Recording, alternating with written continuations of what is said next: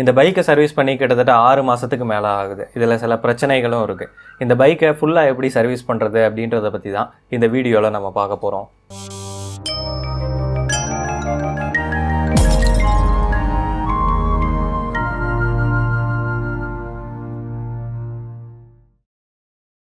முதல்ல இந்த பைக்கோட சீட்டையும் சைடில் இருக்கக்கூடிய 2 கவரையும் கழட்டிட்டு இந்த பைக்கை ஃபுல்லாக தண்ணி வச்சு கழுவிடலாம்.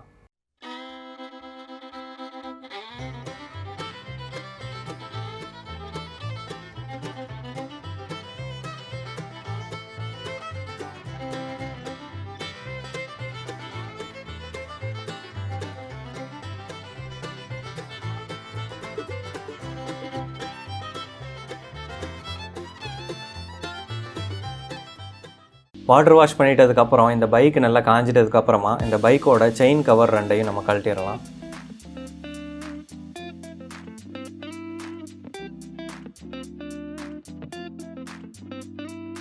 இதோட நட்டுலாம் பயங்கரமாக துருப்பிடிச்சு போயிருக்கு. அதனால் இதை கழட்டுறதும் கடினமாக இருக்குது.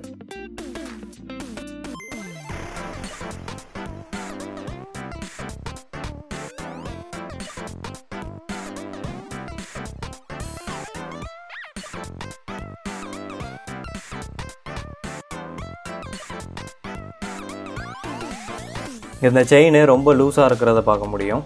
இந்த செயினை நம்ம க்ளீன் பண்ணிடலாம். இதை க்ளீன் பண்ணுறதுக்கு க்ளீன் பண்ணுற ஸ்ப்ரேயோ இல்லைன்னா பெட்ரோல் டீசல் நம்ம பயன்படுத்தலாம். ஏன்னா பெட்ரோல் டீசல் வந்து ஈஸியாக எவாப்ரேட் ஆயிரும், செயினில் தங்காது.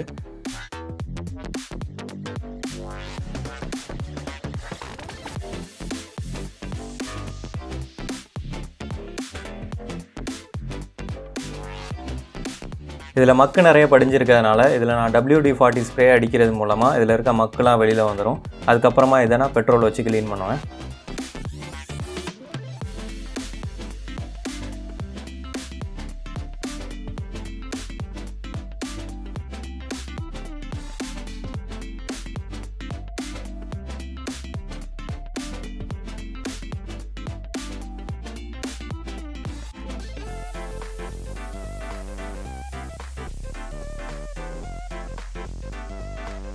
இப்போ நம்ம இன்ஜின் ஆயிலோட தன்மை எப்படி இருக்குன்னு சொல்லி பார்த்துடலாம். இந்த ஆயிலோட கலரை பார்த்தீங்கனாலே தெரியும், ரொம்ப கருப்பாக இருக்குது. அதனால் நம்ம ஆயிலை மாற்றிடுவோம். இந்த இன்ஜின் ஆயிலை வெளியில் எடுக்கிறதுக்கு அடிப்பகுதியில் ஒரு நட்டு ஒன்று இருக்கும். அந்த நட்டை ரிமூவ் பண்ணுறது மூலமாக இதில் உள்ளே இருக்கிற இன்ஜின் ஆயில் எல்லாம் வெளியில் வந்துடும்.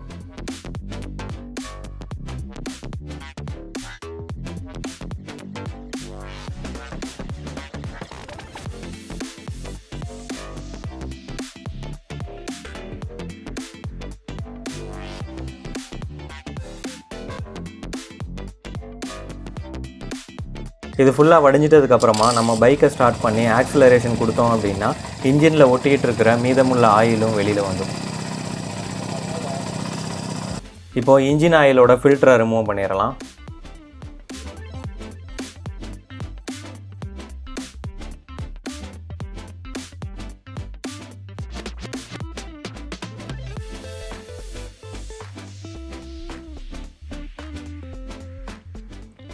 நம்ம எப்போ சர்வீஸ் பண்ணாலும் இந்த ஃபில்டரை மட்டும் புதுசாக மாற்றிடுறது நல்லது.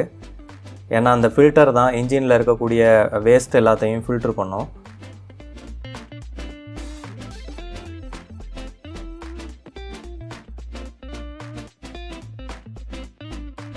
இப்போ நான் புது ஃபில்டரை போடுறேன்.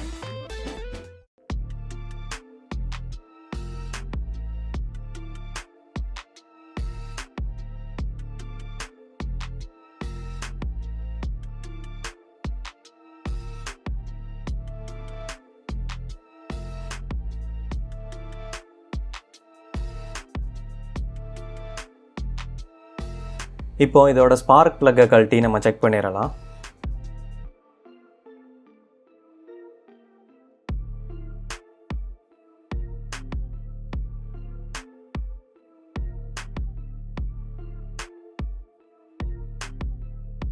இந்த ஸ்பார்க் ப்ளக்கை ரிமூவ் பண்ணி நான் அதோட சர்க்யூட்டோட கனெக்ட் பண்ணிட்டு செல்ஃப் ஸ்டார்ட் கொடுத்தேன். அப்படி கொடுக்கும்போது இதுலேருந்து ஸ்பார்க் வரும்னு சொல்லி நான் எதிர்பார்த்தேன். ஆனால் ஸ்பார்க் வரலை. அது ஏன்னு சொல்லி பார்த்தோம்னா இந்த ஸ்பார்க் ப்ளக்கு அந்த இன்ஜினோட பாடியோட கனெக்ட் ஆகும்போது தான் அதோட ரிட்டர்ன் பாத்தை உருவாக்குது. ஸோ எப்போ இன்ஜினோட கனெக்ட் ஆகுதோ அப்போ தான் இதுலேருந்து ஸ்பார்க் வந்து உருவாகும். ஆனால் இந்த இக்னிஷன் காயில் சரியாக இருக்கான்றதை செக் பண்ணுறதுக்கு செல்ஃப் ஸ்டார்ட் கொடுக்கும்போது இதை நம்ம கையில் பிடிச்சிருக்கும் போதே அதில் ஹை வோல்டேஜ் சப்ளை நம்ம உடம்பு வழியாக ஃப்ளோ ஆகும். ஸோ அதிலே நம்ம தெரிஞ்சுக்கலாம் இதில் இக்னிஷன் காயில் வந்து நல்லா இருக்குது அப்படின்னு சொல்லி. ஆனால் இதை டெஸ்ட் பண்ணுறதுக்கு சரியான மெத்தட் இது கிடையாது. எப்படியோ எனக்கு ஸ்பார்க் ப்ளக் வந்து நல்லா இருக்குது, அதோட முனையை மட்டும் நான் க்ளீன் பண்ணிவிட்டு இதை நான் திரும்ப மாட்ட போகிறேன்.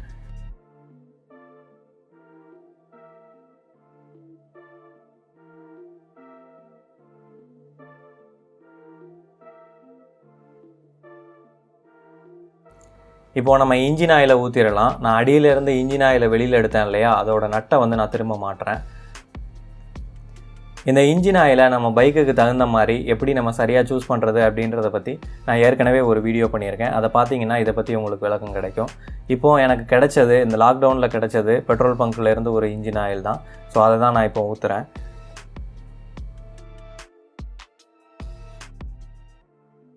இந்த ஆயிலோட அளவை செக் பண்ணுறதுக்கு க்ளோஸ் பண்ணுற நாபுலேயே ஒரு நீடில் கொடுத்துருப்பாங்க. அந்த நீடில் லோ ஹைன்னு சொல்லி போட்டிருப்பாங்க. அதுக்கு இடையில இந்த ஆயில் இருக்கிற மாதிரி நம்ம பார்த்துக்கணும்.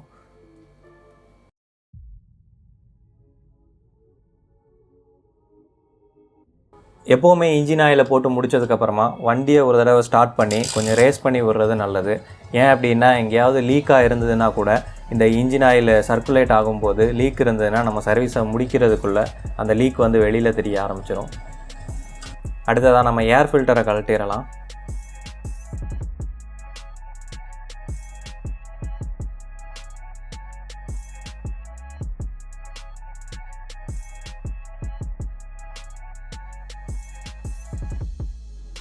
இந்த ஏர் ஃபில்டர் பார்த்தீங்கன்னா தெரியும், ரொம்ப தூசியாக இருக்குது.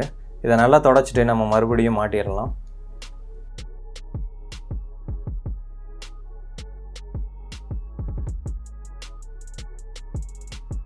இப்போ இந்த செயினை டைட் பண்ணுறதுக்காக இந்த வீலோட போல்ட் நட்டை வந்து நான் லூஸ் பண்ணுறேன்.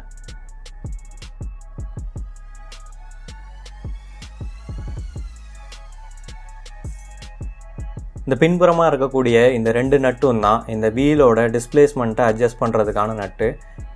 இதில் 2 நட்டு இருக்கும். ஒன்று டிஸ்பிளேஸ்மெண்ட்டை கூட்டி குறைக்கிறதுக்கான நட்டு, அதாவது செயினை லூஸ் பண்ணுறதுக்காகவோ இல்லை டைட் பண்ணுறதுக்காகவோ நம்ம அட்ஜஸ்ட் பண்ணக்கூடிய நட்டு தான் வந்து ஃபஸ்ட்டு.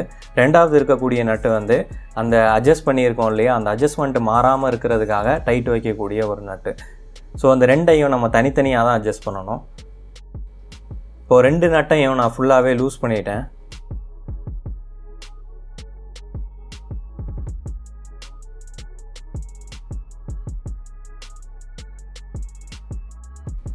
ஸோ இப்போ டைட் பண்ணுறது மூலமாக செயினும் டைட் ஆகிறத பார்க்க முடியும்.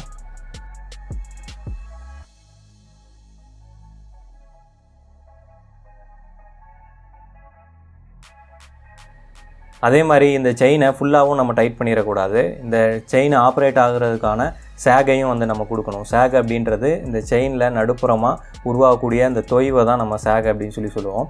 இது வந்து 1 சென்டிமீட்டர் மேலே கீழே இருக்கிற மாதிரி நம்ம வந்து செட் பண்ணிக்கலாம்.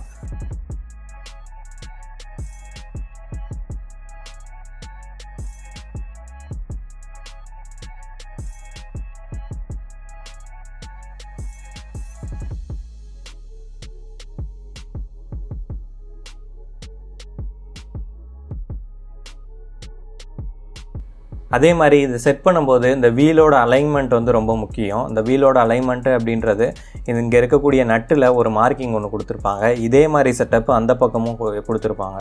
ஸோ இந்த 2 மார்க்கிங்கும் வந்து ஒரே லைனில் இருக்கணும். அப்போ தான் வீலு வந்து ஸ்ட்ரைட்டாக இருக்கும்.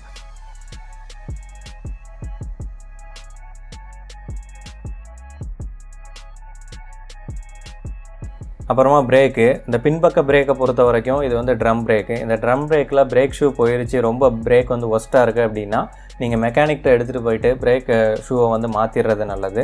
அப்படி இல்லை எனக்கு சின்ன அட்ஜஸ்ட்மெண்ட்டு தான் வேணும் அப்படின்னா இந்த நட்டை அட்ஜஸ்ட் பண்ணுறது மூலமாக உங்களால் பிரேக்கை வந்து அட்ஜஸ்ட் பண்ணிக்க முடியும். இந்த நட்டை அட்ஜஸ்ட் பண்ணுறது ஃப்ரண்ட்டில் உள்ள பெடலோட ஹைட்டை தான் வந்து கூட்டி குறையும்.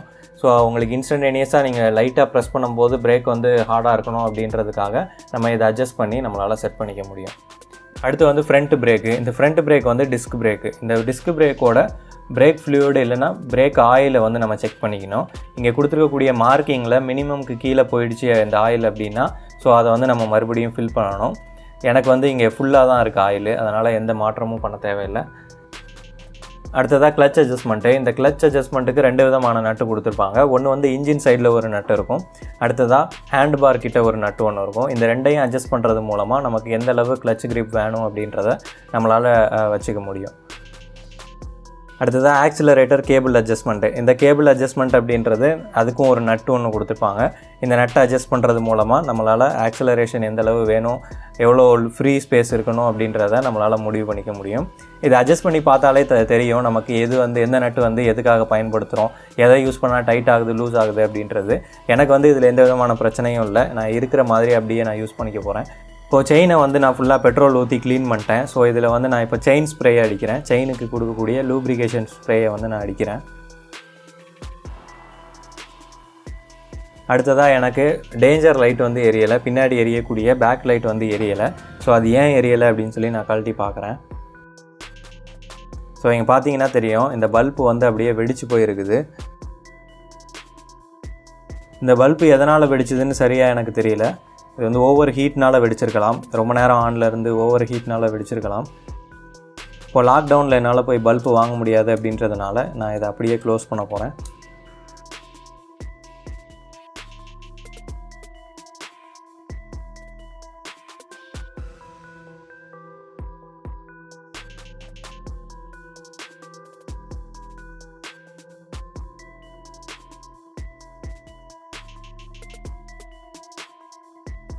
அப்புறமா எங்கெங்கெல்லாம் நமக்கு லூப்ரிகேஷன் தேவைப்படுதோ, எங்கெங்கெல்லாம் மூவிங் பார்ட்ஸ் இருக்கோ அங்கெல்லாம் வந்து நம்ம இந்த லூப்ரிகேஷனுக்காக ஸ்ப்ரேயோ இல்லைன்னா நம்ம ஆயிலோ வந்து இன்ஜின் ஆயிலோ நம்ம அப்ளை பண்ணிக்கலாம். இது வரைக்கும் நான் பண்ண விஷயங்கள் எல்லாமே கம்ப்ளீட்டான சர்வீஸா அப்படின்னு சொல்லி கேட்டால் கிடையாது. இந்த பைக் சர்வீஸ் அப்படின்றது ஒவ்வொருத்தரோட பிரச்சனையை பொறுத்தும் அந்தந்த பைக்கை பொறுத்தும் வந்து மாறுபடும். என் பைக்குக்கு என்ன பிரச்சனை இருக்கோ, எனக்கு எந்த அளவுக்கு தெரியுமோ அதை வச்சு தான் நான் இந்த பைக் சர்வீஸ் வந்து பண்ணியிருக்கேன். உங்களுக்கு கம்ப்ளீட்டான ஒரு சர்வீஸ் வேணும் அப்படின்னா நீங்கள் மெக்கானிக்கிட்ட தான் எடுத்துகிட்டு போகணும். அப்போ இது வரைக்கும் சொன்னதெல்லாம் வேஸ்ட்டா அப்படின்னு சொல்லி கேட்டால் கிடையாது. நம்ம வீட்டில் இருக்கக்கூடிய சாதாரண ஆட்கள் நம்ம அந்த லாக்டவுனில் சும்மா இருக்கும்போது நம்மக்கிட்ட டூல்ஸ் இருந்தது அப்படின்னா இந்த மாதிரி ஒரு சர்வீஸை நம்ம வீட்டில் முயற்சி பண்ணி பார்க்கலாம். இறுதியாக நம்ம பைக் எடுத்துகிட்டு ஒரு ரவுண்ட் அடிச்சுட்டு வரலாம். ஸோ அதில் எதனா பிரச்சனை இருந்தது அப்படின்னா தெரிய வரும்.